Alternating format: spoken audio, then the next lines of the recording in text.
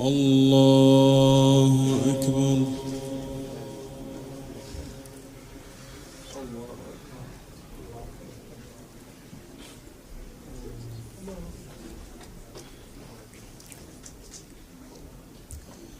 الحمد لله رب العالمين الرحمن الرحيم مالك يوم الدين إياك نعبد وإياك نستعين اهدنا الصراط المستقيم صراط الذين أنعمت عليهم غير المغضوب عليهم ولا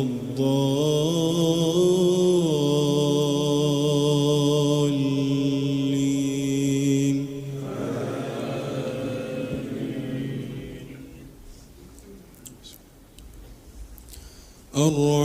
الرحمن علم القرآن خلق الإنسان علمه البيان الشمس والقمر بحسبان والنجم والشجر يسجدان والسماء رفعها ووضع الميزان ألا تطغوا في الميزان وأقيموا الوزن بالقسط ولا تخسروا الميزان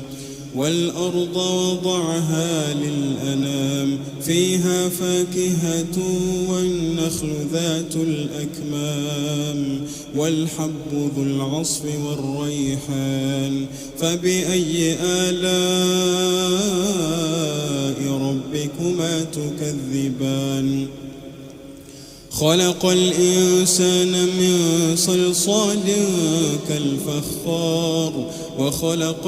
وخلق الجان من مارج من نار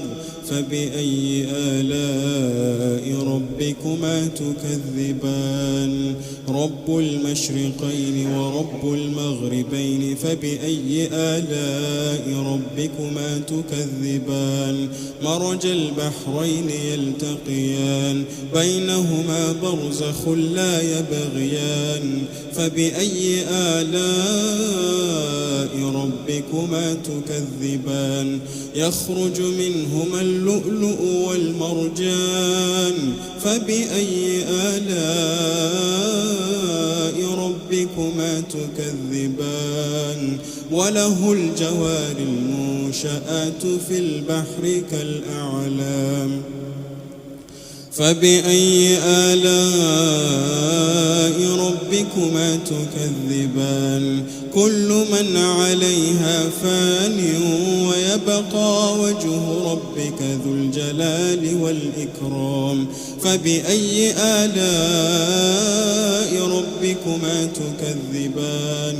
يسأله من في السماوات والأرض كل يوم هو في شأن فبأي آلاء ربكما تكذبان سنفرغ لكم أيها الثقلان فبأي آلاء ربكما تكذبان يا معشر الجن والإنس إن استطعتم أن تنفذوا من